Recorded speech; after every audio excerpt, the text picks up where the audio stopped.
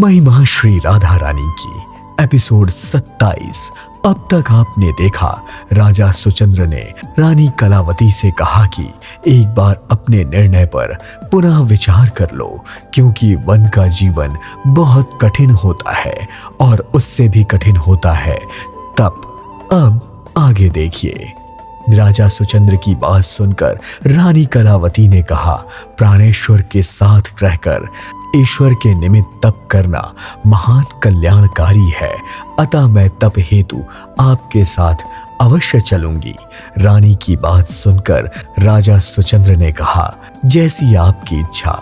उसके बाद महामंत्री एवं राजपुरोहित से राजा सुचंद्र बोले, महामंत्री जी, राजपुरोहित एवं सभी उपस्थित सभासद आज संध्या काल के समय भगवान सूर्योदय को जल अर्पित करके मैं और महारानी कलावती तप हेतु वन के लिए प्रस्थान करेंगे। हमारे चले जाने के पश्चात प्रजाजनों का ठीक उसी प्रकार पालन करना जिस प्रकार मैं संपूर्ण प्रजा को पुत्रवत स्नेह करता था। राजा सुचंद्र के आदेश सुनकर सभी सभासद, मंत्री, सेनापति सहित राजपुरोहित जी ने सिर झुकाया। धीरे धीरे दिन बीतते गए। संध्या हुई। राजा और महारानी ने सूर्योदय को जल अर्पित किया। जब वे चलने के लिए तत्पर हुए तो सारथी रथ लेकर आ गया। तब राजा सुचंद्र ने हंसकर कहा, सारथी, रथ, घोड़े, हाथी, नौकर, चाकर, ये सभी राजाओं को शोभा देते हैं।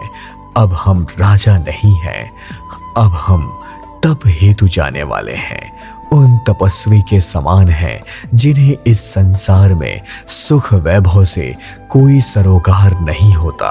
सुख की कामना से रहित होकर तप के लिए प्रस्थान करना ही उचित होता है।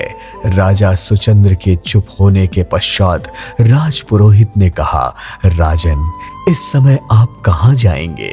मेरे कथन का अर्थ यह है कि यदि आप गोमती के तट पर नौमिष नामक वन में जब तप करें तो अति उत्तम होगा, क्योंकि इसके पूर्व वहां अनेक ऋषि मुनि एवं तपस्वियों ने तप करके सिद्धि प्राप्त की है। अहो भाग्य मेरे। राजा सुचंद्र ने राजपुरोहित के वचनों को सुनकर प्रसन्नता प्रकट की और कहा, राजपुरोहित जी, आपने सदैव इस राज्य के लिए उचित मार्गदर्शन किया है और आज भी उचित मार्गदर्शन करके अपनी साधुता प्रकट की, इसलिए एक बार फिर आपको प्रणाम करता हूँ।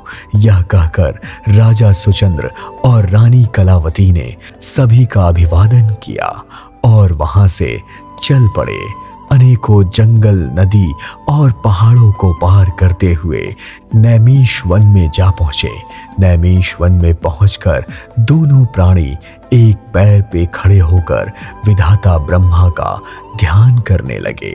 ओम ब्रह्मदेवाय नमः, ओम ब्रह्मदेवाय नमः, ओम ब्रह्मदेवाय नमः।